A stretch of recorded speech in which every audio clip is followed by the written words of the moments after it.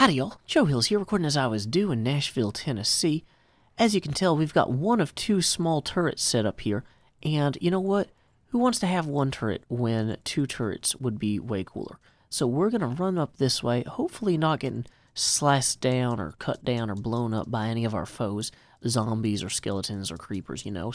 We're just going to hop up here and get things done. Okay, that guy has arrows. So now we will run away. There we are.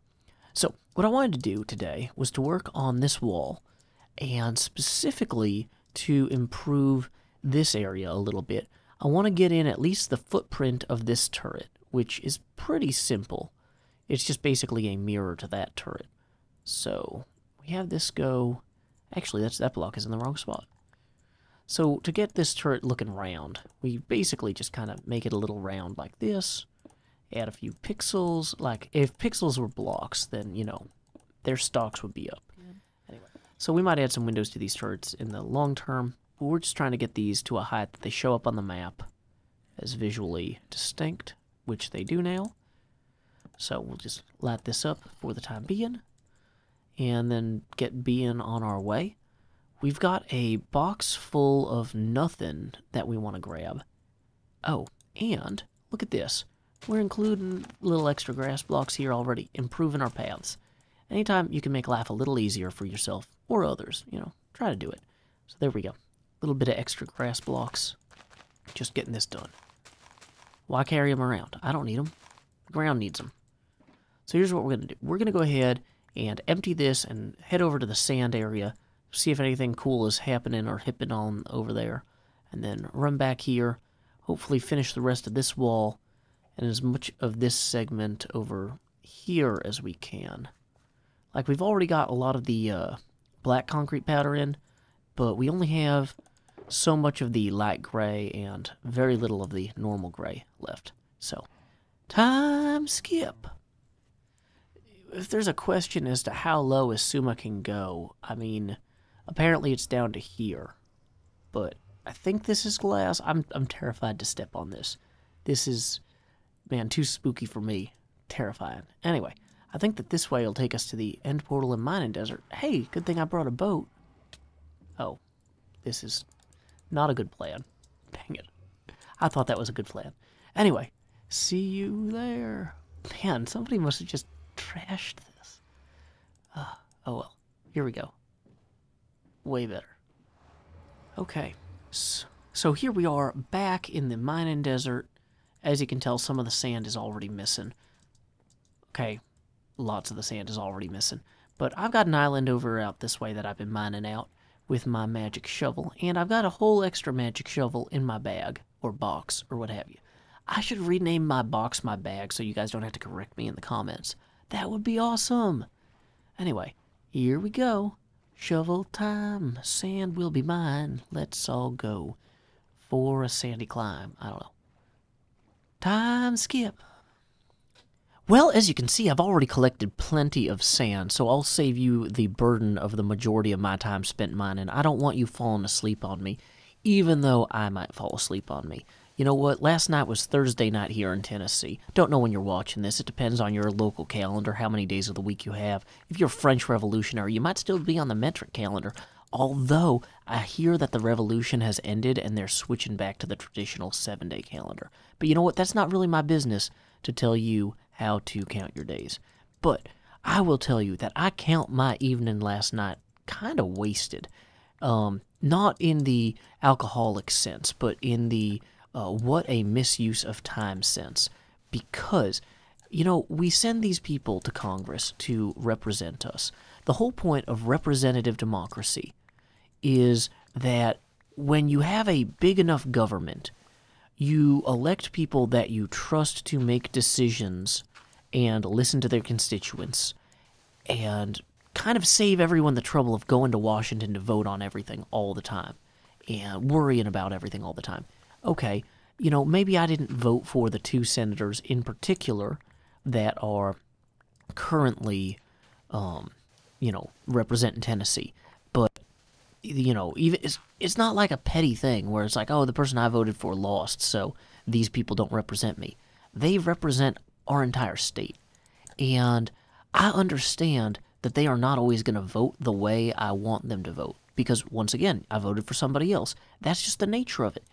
But it is a massive misuse of the American people's time for the Senate to be putting bills out at 10 o'clock at night and then voting on them at 2 in the morning. That makes me so mad because, you know, you guys are supposed to be taking things off our plate.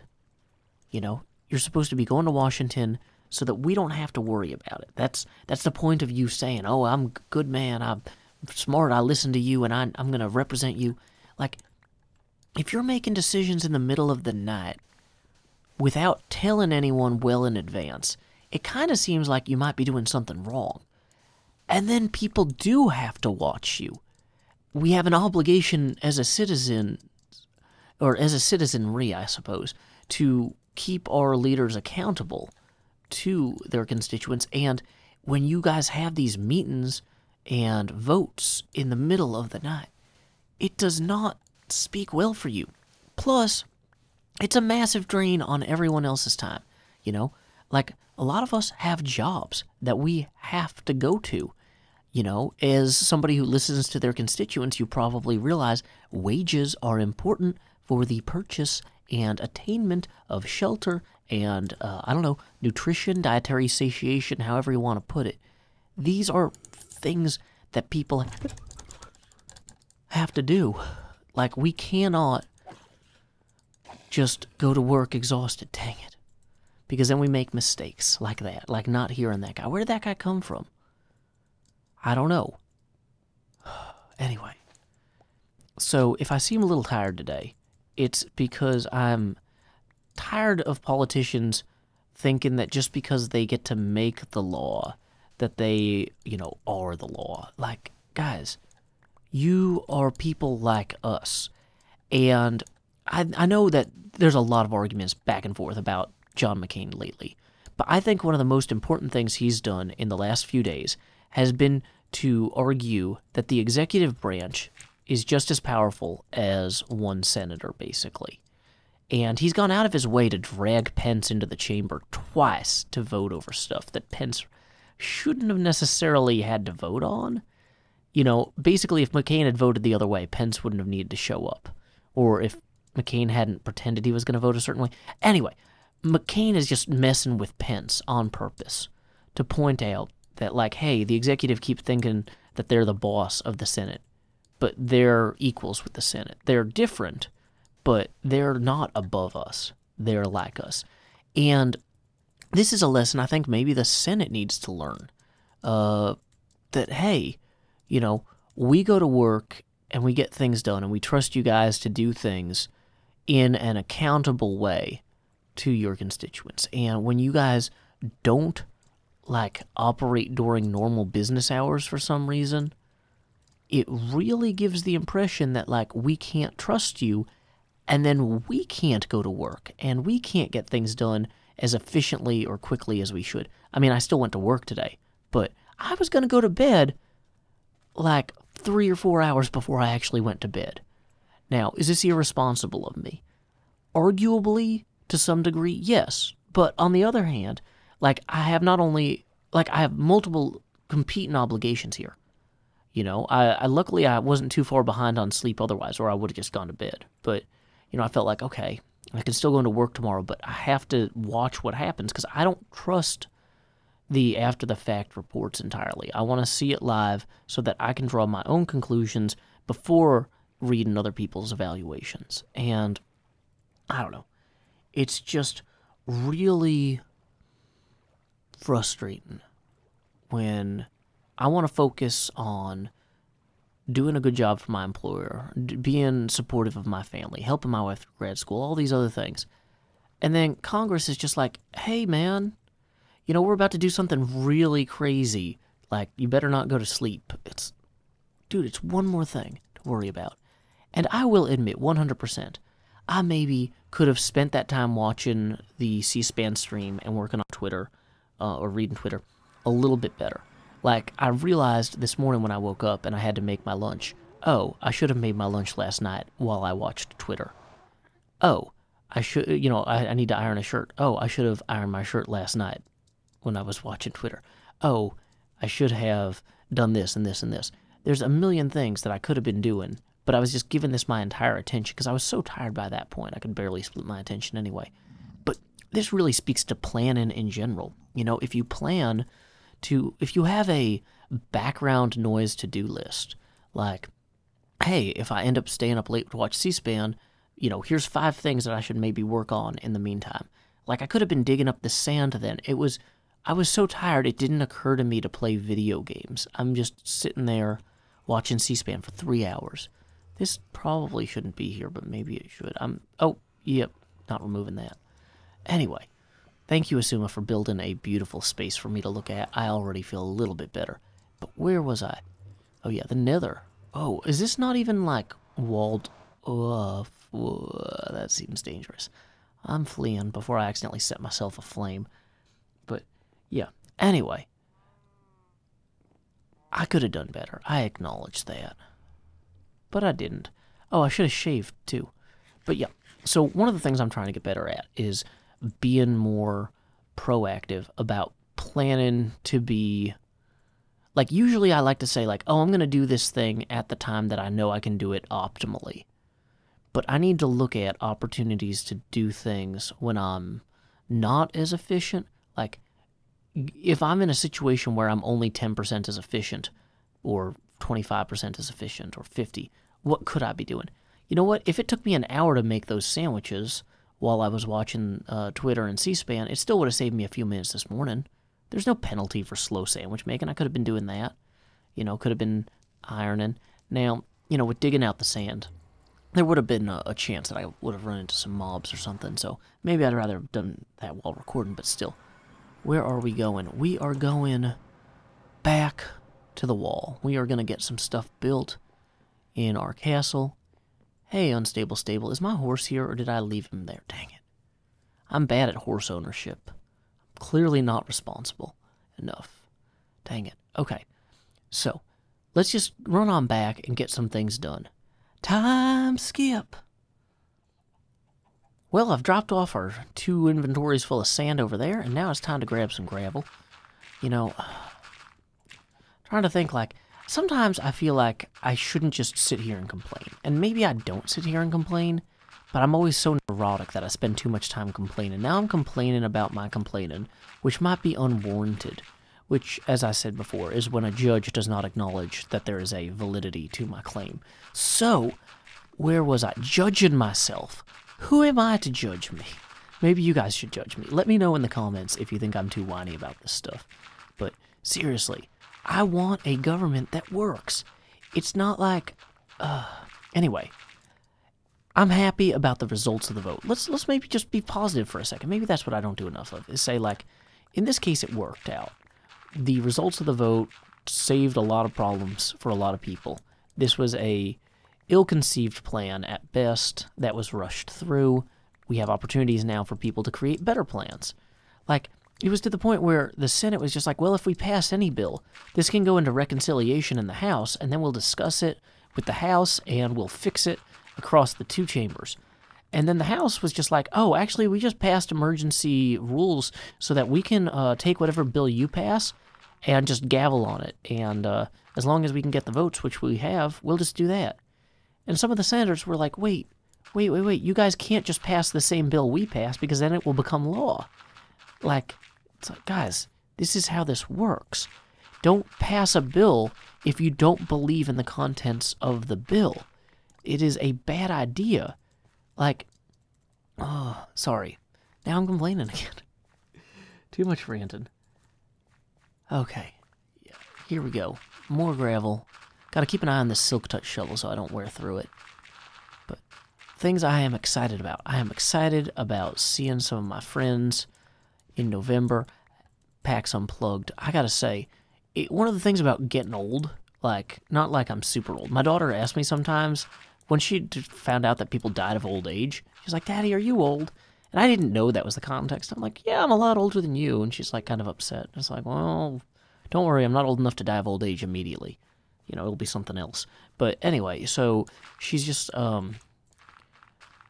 but like now that I have a kid, months just fly by because I'm constantly trying to keep up with everything every day. There's a million things to keep track of with just getting a kid out the door, getting myself to work, dealing with things that my wife needs because she's in grad school, so she doesn't have a lot of time to take care of things. So it's like I'm doing a lot for keeping plates in the air for 3 people. And so November, I'm like, whoa, that's so soon. I'm so excited because I won't have time to think about anything between now and then, basically. Like, I don't know. It's good. So if any of you guys are going to be in Philadelphia in November, I hope to see you at PAX Unplugged. It is the Penny Arcade Tabletop Convention. It's their first year doing it, and I think it's going to be a really good time. So, let's see. The other things I'm happy about. I'm happy about PAX Unplugged. I've seen some video of a new pinball machine called Dialed In. I haven't had the chance to play it yet. This is not related, other than just I'm trying to think of, like, what is my list of things I'm excited about in the future? There's a new kind of pinball machine that's like a parody of SimCity and iPhones together, where you, like, have a cell phone that can cause SimCity-style disasters. One of the things that looked really cool about it was it has a built-in camera and a big TV for the backboard of the pinball machine, because it's kind of got the cell phone theme element. And the idea is that when you go into one of the multi-ball modes called selfie mode, every time you hit the flippers, it takes a picture of you and then puts it huge on the backboard of the pinball machine. Which, not that I'm a huge narcissist, although incidentally I might be a huge narcissist. I just kind of think that's funny because the faces that people make when they're playing pinball, like they're super concentrating, and it's just like blowing up these huge pictures of them on this big screen. So that'd be fun to try. I don't know if they're going to have it at PAX, but especially because it's a tabletop event. But at some point, like while I'm in Philly, if I can find a bar or something that has it, that's something I'd be looking forward to trying to play. We've got a really cool pinball arcade in Tennessee, down in Antioch, where you pay like $10 for the day, and all the games are free to play, which is great for somebody with a 4-year-old because my daughter can run through quarters on a pay machine so fast. Not good at keeping the ball from draining, but she has fun. And the fact that it's like, once again, you pay for the whole day and you get like, I was going to say, they don't actually give you a wristband. They just kind of know who you are, I guess. We should probably get out of here before night actually falls. But yeah, here we go. Well, I'm going to chug this night vision potion and this potion of water breathing because it looks like I am still a little bit short on the ink I'm going to need to get this wall done. I'm sorry this ended up being more of a material gathering video than a getting stuff built video. Some of you guys have commented that it'd be cooler if I had more done per video, but basically my recording window on a given weekday is maybe 45 minutes, so I can think about what I'm going to say or what I'm going to record in advance, but then I really only have so much time to get it done. So here we are just gathering ink and making, I don't know. Too tired for rhyming. This is what you do to me, United States Senate. What terrible timing. There is no benefit. I can't see the why or what or how or when of it. I'll bring it back around to the U.S. Senate of it. I don't know. Let's grab some squid ink. Let's read a poem and let's call it a day. I don't think I needed the boat that badly. That was a misstep. Today's episode of Hermitcraft was mid-roll free thanks to a Patreon contribution from Kathleen Heath. Now, in lieu of that mid-roll ad, Kathleen has donated so that I'll read a poem of my own devising. I call this one Haircut. I don't understand why, when I drive, my hair always flies before my eyes, frustrating me. But I suspect it has to do with the haircuts I've skipped and skipped and skipped. I'm at the end of my rope.